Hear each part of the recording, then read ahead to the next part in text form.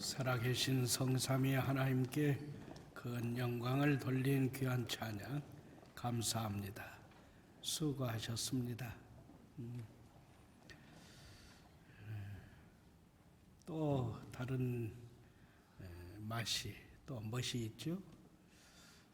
그동안에는 우리 김상철 장로님 남성 또는 여성, 남성 여성 혼성 찬양이 있었는데 오늘은 또 찬양대가 찬양을 하니까 또 다른 기쁨이 있고 감동이 있고 참 좋습니다. 감사합니다. 이제는 하나님께서 오늘 우리에게 주신 그 말씀을 우리가 받고 듣고 삶에 채우는 시간입니다. 여러분 주보에 넣어드린 이 목장 소모임 교재 늘 그렇듯이 오늘 설교 내용을 요약한 인쇄물입니다. 꺼내 보시면서 주신 말씀을 함께 받습니다. 먼저 기도드리죠. 하나님, 사람이 떡으로만 사는 것이 아니요 하나님의 말씀으로 산다 하신 그 말씀 앞에 있습니다. 오늘도 그 말씀을 주옵소서. 주신 그 말씀으로 살게 하옵소서. 무익한 종을 다시 불쌍히 여기시고 그 말씀의 운반 도구로 사용하여 주옵소서. 말씀이신 예수님의 이름으로 기도드립니다. 아멘. 아멘. 새벽 기도에 나오시는 분들은 함께 기도하고 함께 말씀을 상고하면서 우리의 간절힘이 담긴 기도 내용들을 함께 나눕니다. 그 새벽 기도회 때 기도하고 계속 강조하고 함께 나누는 기도의 제목 가운데 하나가 전도입니다. 우리가 그동안 나송 3차 아파트에 주일마다 전도를 했습니다. 물론 화요일도 목요일도 했는데 이 코로나19로 인해서 나송 3차 아파트의 전도를 잠정 중단했습니다. 아쉬움이 큽니다. 그래서 우리가 새벽마다 새벽 기도회 때 또 기도하는 거죠. 하나님, 나송 3차 아파트에 전도하는 일을 다시 열어 주옵소서.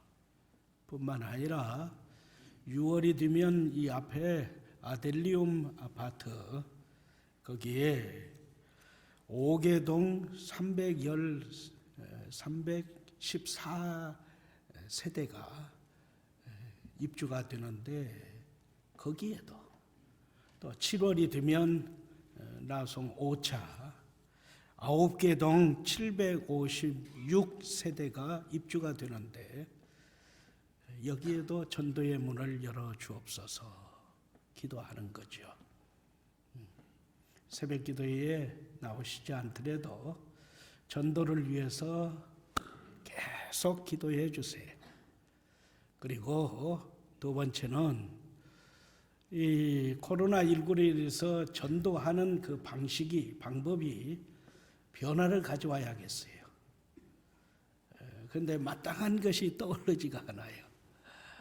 이렇게 할까 저렇게 할까 그렇게 할까 하고 있는데 여러분은 지혜로우시니까 좋은 전도 방법이 있을 거예요. 또 하나님께서 특별히 감동 감화하시고 일깨워 주시면 주저하지 마시고 저에게 또는 우리 교역자들과 사무실에 말씀을 해주셔야 함께 하도록 하겠습니다. 지지난 주일 그러니까 4월 19일에 우리는 사도행전 17장 1절부터 9절 말씀을 상고했습니다. 그것까지의 내용을 잠깐 복습하겠습니다. 복습을 해야 오늘 사도행전 17장 10절부터 15절 말씀으로 직행하는데 무리가 없기 때문입니다. 자, 기억력을 되새겨 보세요. 사도행전 16장 말씀, 곧 빌립보의 전도를 마친 사도 바울 일행은 이제 앞으로 나가는데 예배당이 없는 두 개 도시, 암비볼리와 아볼로니아는 예배당이 없기 때문에 그냥 지나칩니다. 비극이죠. 그래서 암비볼리는 그 당시에는 지방 수도였어요. 그 지방에 으뜸되는 도시였는데 지금은 그렇지가 못해요. 암비볼리와 아볼로니아 두 도시를 지나치고 이제는 예배당이 있는 데살로니가로 갑니다. 그리고 그 예배당에 가서 자기의 규례대로 자기가 지금까지 해온 그 규례에 맞춰서 예배당 예배를 드리잖아요. 그리고 하나님 말씀을 전합니다. 데살로니가 교회가 세워지는 순간이죠. 그때에 데살로니가 교회 그 예배당에서 하나님 말씀을 들은 사람들이 두 가지로 나눕니다. 두 가지 반응을 나타내는 거죠. 하나, 소수이지만 몇 사람 되지 않지만 경건한 믿음을 품고 하나님을 믿으며 데살로니가 교회를 세우는 사람들이 있었어요. 그러나 다른 하나, 대부분의 사람들은, 많은 사람들은 복음을 불신합니다. 성도들을 비방합니다. 깡패들까지 동원해서 소동을 일으켰습니다. 말씀은 교훈합니다. 예수 그리스도 안에서 이루어진 하나님의 구원에는 언제나 어디에서나 누구에게나 두 가지 반응이 나타났습니다. 곧 믿음이 있었고 불신이 있었습니다. 기쁨이 있었고 시기가 있었습니다. 순종이 있었고 거역함이 있었습니다. 섬김이 있었고 소동이 있었습니다. 온유함이 있었고 포악함이 있었습니다. 믿는 성도가 있고 이를 반대하는 불량배들이 있었습니다. 이 모든 일의 뒤에는, 그들의 배경에는 사단, 잔악한 사단의 괴계가 있었습니다. 우리는 이것을 두려워하면서 하나님을 더 믿고 의지하는 믿음으로 무장해야 합니다. 할렐루야. 지지난 주일 4월 19일 거기까지 공부했습니다. 오늘은 이에서 진일보한 말씀입니다. 사도행전 17장 10절부터 15절 말씀, 곧 베레아 도시에서의 전도, 베레아 교회가 세워지는 말씀입니다. 먼저 10절 말씀에 집중해 주세요. 10절 말씀은 교훈합니다. 성도 상호 간의 배려가 있었습니다. 그리고 지역이 바뀌더라도 지속적인 규례를 지킴이 있었습니다. 이 두 가지, 10절 말씀에 담긴 성도 상호 간의 그 배려, 그리고 변함없이 자기의 신앙 규례를 지키는 이 일은 사단에게 큰 패배를 안겼습니다. 유대인들의 폭동에서 데살로니가 교인들이 어떻게 해요? 소수입니다.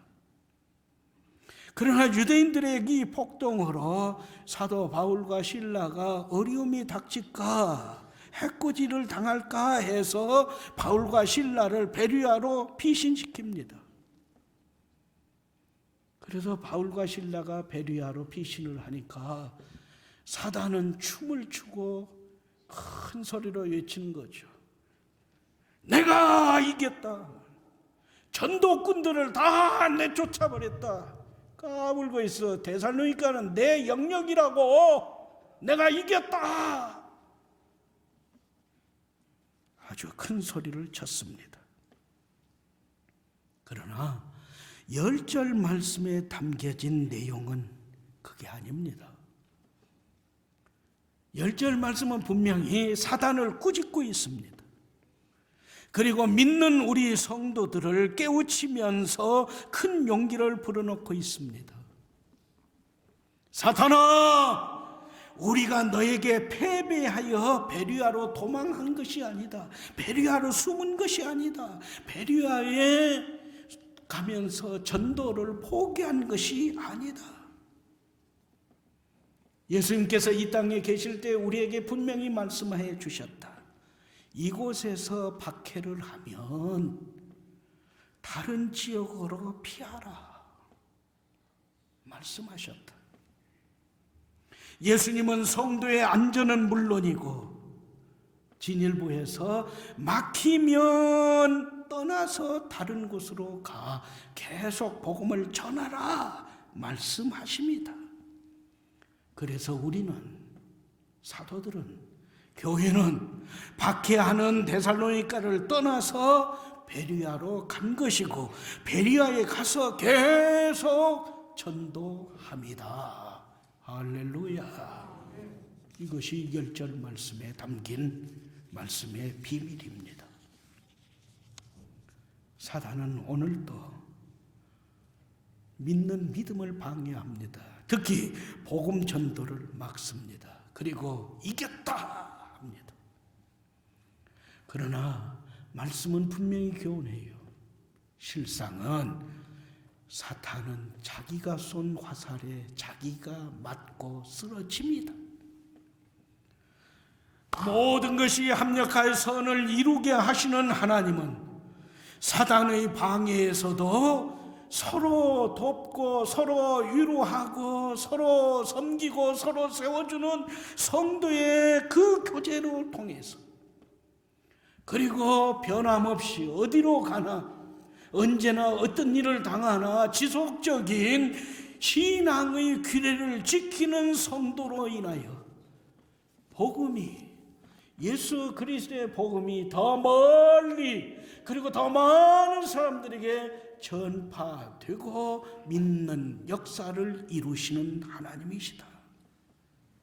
그러므로 여기에서도 이번에도 또다시 내가 당하면 어쩌지? 내가 아프면 어쩌지? 두려워하며 쫄지 마라. 성도 상호간에 서로 돕고 서로 세워주고 서로 배려하고 서로 기도해주고 서로 격려하면서 더욱더 사랑하는 삶을 이루어야 한다.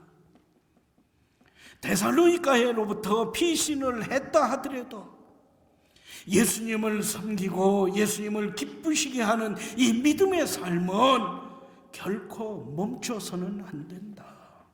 자기 믿음의 그 습관대로, 자기 신앙의 규례대로 어디를 가나 언제나 지속적으로 나타내야 사단을 굴복시키는 믿음의 사람이 된다.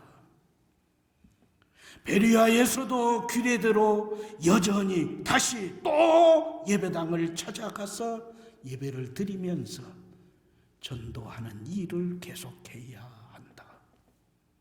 내가 세상을 이겼노라 말씀하신 예수 그리스도 안에서 이 믿음을 지킨 데살로니가의 성도들, 그리고 두 사도의 믿음의 행보, 그리고 베르야에서도 이루어진 이 지속적인 믿음 생활이 오늘의 2000년이 지난 성산교회 성도들에게도 교훈이 되고 가르침이 되고 아름다운 믿음의 영향력을 안겨주니 된다.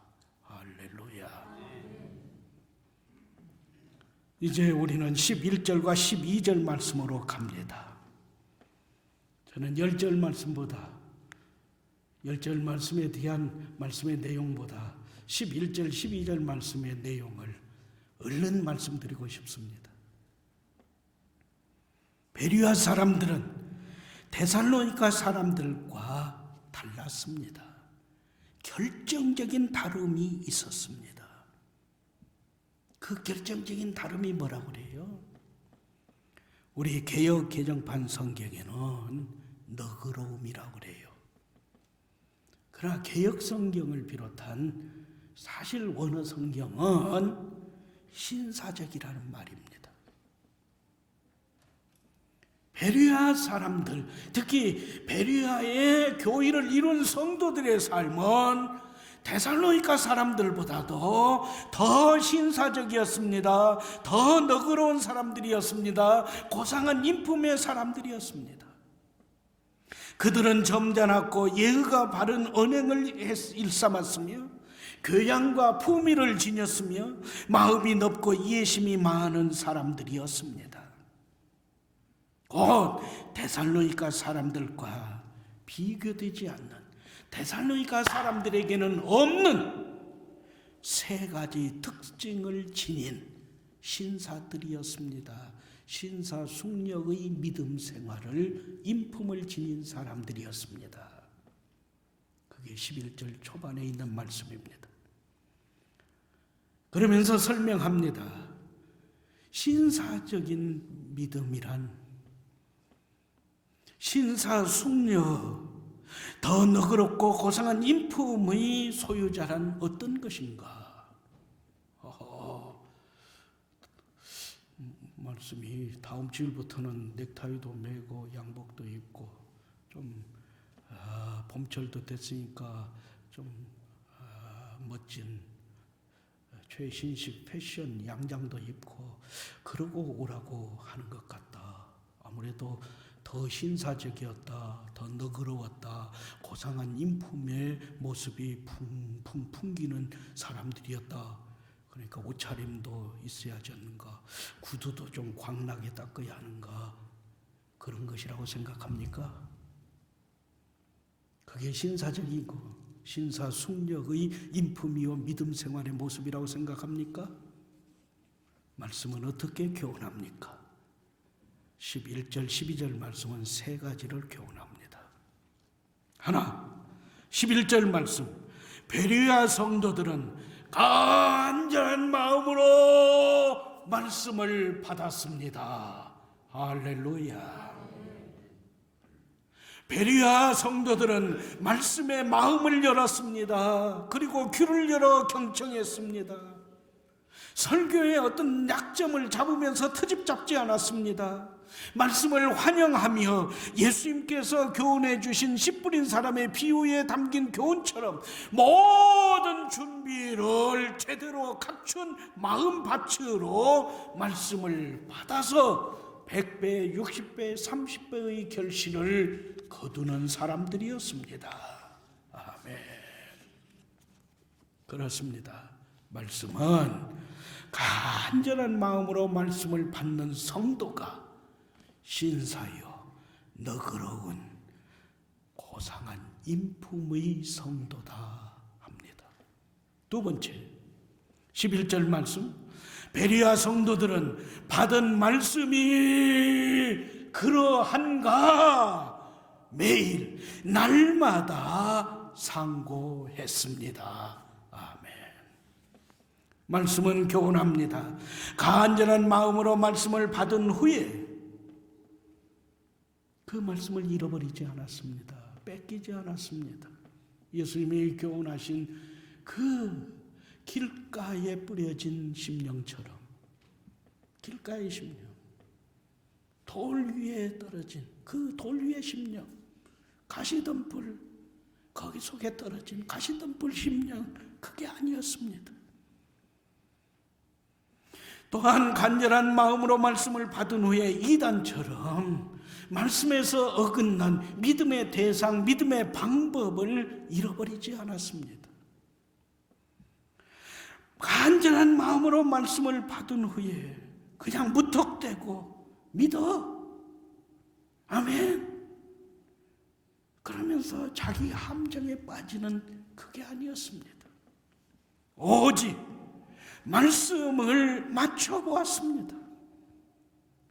그냥 한두 번이 아니라 매일 이 말씀, 간절한 마음으로 받은 그 말씀에 근거한 믿음을 확립하기 위해서 매일 이해찬 이사동을 이루었습니다.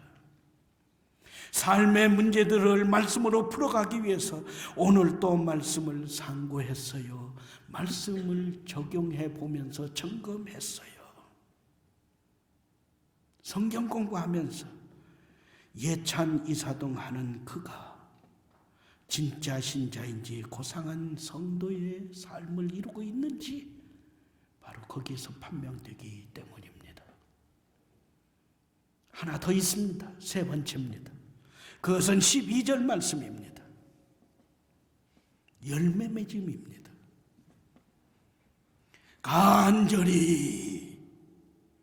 간절한 마음으로 말씀을 받은 후에 그 말씀이 과연 그러한가 매일 상고하면서 거기로 끝나지 않았어요. 설교를 듣는 걸로 끝나지 않았어요. 성경을 통독하는 걸로 끝나지 않았어요. 이 말씀이 그러한 것인가 삶에 맞춰보는 것으로 끝나지 않았어요. 열매를 맺었어요. 말씀에 충만한 삶을 이루었다는 것이죠. 그런데 그렇게 된 성도가 많았어요. 그래서 다른 거예요.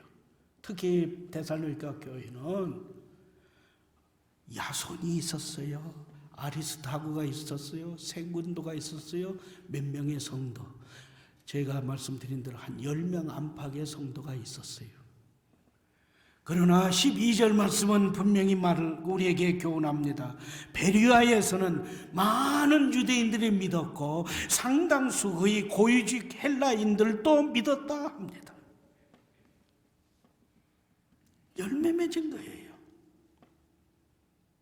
말씀을 들었으면, 말씀을 상고했으면 진보가 나타나야죠. 믿음의 열매가 나타나야 한다는 거죠. 한두 명이 아니라 많은 사람들이, 상당수의 사람들이 믿고 하나님께로 돌아오며 온전한 베리아 교회를 이루는 역사를 이루었어요. 바로 이것이 성산교회 성도들이 품을 신사적이다, 너그럽다, 고상한 인품의 믿음 생활이다 칭찬을 받으면서 진보를 나타내는 믿음 생활입니다. 말씀이 교훈하는 핵심입니다. 지금의 내 믿음 생활을 점검해 보세요. 지금의 내 믿음 생활, 말씀 충만한 생활, 예배 생활 점검을 해보세요. 그리고 오늘 말씀처럼 베리아 성도들과 같은 특징이 나타나는 신사적인 믿음의 사람들, 더 고상한 믿음의 인품을 지닌 그 성도들로 제 무장이 이루어지도록 다시금 힘을 내세요. 예배자로서의 좋은 옷을, 그리고 깔끔한 용이 단정한 옷차림도 중요합니다. 드러내는 신사적인 너그러운 고상한 그 모습이 풍겨지기 때문입니다. 그러나 말씀이 교훈하는 것은 그보다 한 걸음 더 들어가는 거잖아요. 간절한 마음으로 말씀을 받아요. 간절한 마음으로 말씀을 받은 후에 그 말씀이 과연 그러한가, 오늘도 내일도, 오늘 예배 드리고 나서 집에 들어가 됐다 끝나는 게 아니고 다시금 말씀을 드려보는 거예요. 월요일도 화요일도 수요일도 계속 말씀을 드려보면서 맞춰보는 거예요. 적용하는 거예요. 그러면서 한 걸음 한 걸음 예찬 이사동의 삶이 열매를 맺어 주님의 큰 기쁨이 되는 믿음의 사람으로 살아감, 이것이 오늘 말씀이 우리에게 교훈하는 베리아 사람들의 신앙, 더 신사적인 신앙의 삶이다. 할렐루야. 아멘. 여기에서 성경을 덮고 싶어요. 설교를 마치고 싶어요. 왜냐하면 이게 바로 지상천국 아니에요? 하나님 나라 맛보며 사는 믿음 생활 아니에요?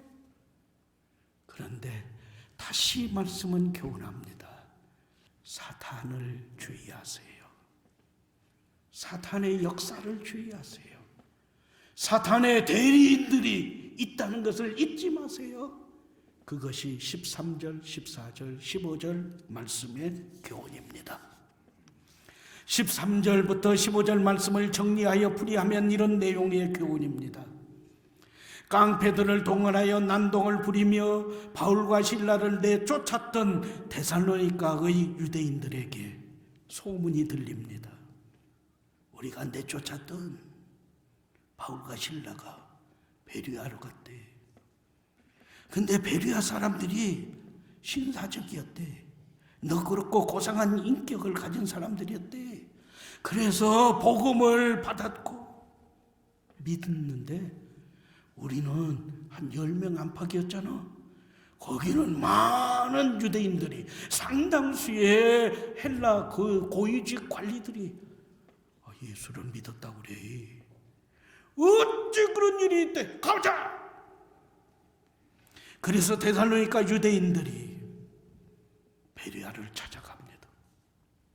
데살로니가에서 베르야가 목포에서 고창 정도 돼요. 청계도 아니에요. 무안도 아니에요. 나주도 아니에요. 영암도 아니고요. 장흥도 아니에요. 고창이에요. 먼 거리 200리 길을 달려와서 데살로니가에서 하던 그 난동을 다시 피우는 겁니다. 말씀은 교훈합니다. 복음 전하는 일에 사단의 세력들은 결코 멈추지 않습니다. 어떠한 일을 통해서도 끈질기게 방해를 일삼는 것이 사단의 흉계입니다. 그것을 잊지 마세요. 둘, 왜 동역자 실라와 디모데 그리고 이 사도행전을 기록한 누가는 데살로니가 사람들이 그리고 다른 사단의 하수인들이 건들지 않을까요? 유독 사도 바울만 건드려요. 이 일을 중요시 하세요. 그러면서 나의 믿음과 나의 교회 생활, 이것이 과연 사단의 세력에게 분노함을 안겨주는 내 믿음 생활인가? 사단이 나를 보면서 어떤 면을 보면 나하고 좀 비슷해야, 그리고 어떤 때는 나보다 한술 더 떠는 것 같아야 사단을 탐복하게 하는 신앙인입니까? 아니면 오늘 말씀처럼 바울만 보면, 바울만 생각하면 이가 갈리는, 아마 사단도 영의 세계에 치과가 있으면 벌써 치과 몇 번 가서 이 다 임플란트로 바꿨을 거예요. 사도 바울을 생각하고 볼 때마다 어떤 신앙인입니까? 그래서 말씀은 요한계시록 3장 말씀을 통해서 차지도 않고 덥지도 않은 미지근한 신앙을 책망하는 거죠. 다시 말씀드리면 우리 가운데 차지도 않고 덥지도 않은 신앙이라고 하니까 안 믿으려면 안 믿고 믿으려면 제대로 믿으라, 그 말씀인가 보다. 아니라니까요. 차지도 않고 덥지도 않은 신앙이라는 것은 죄의 세력에 대해서는, 사단의 도전에 대해서는 아주 냉철하고 냉혹함으로 자르라는 거예요. 그게 차가운 신앙이에요. 그러나 하나님을 기쁘시게 하고 하나님의 교회를 세우며 성도들을 보살피는 일에는 그 어떤 것보다, 그 어느 것보다, 그 누구보다 더 뜨거운 열정으로 하나님의 기쁨이 되는 삶을 살으라는 거예요. 그런데 이것도 아니고 저것도 아니고 그것도 아니고 미지근한 것, 사단을 탐복하게 하는 회색 신앙인으로 살았다가는 주님께서 토해내버리신다는 거잖아요. 세 번째, 이 사건으로 인하여서 바울은 다시 홀로 베르야에서 아테네로 떠나갑니다. 그런데 15절 말씀에 이 과정에서도, 아덴으로 떠나가는 이 과정에서도 베레아 교회 성도들은 다시 사도 바울을 돕습니다. 다시 사도 바울을 아덴까지 경호해서 아덴에 데려다 줍니다. 아덴까지 잘 가세요. 수고했어요. 복음 전해줘서 고마워요. 사도 바울 당신 때문에 예수 믿고 천국에 대한 소망을 얻었어요. 안녕 가세요. 하나님이 함께 하시기를. 그러지 않았어요.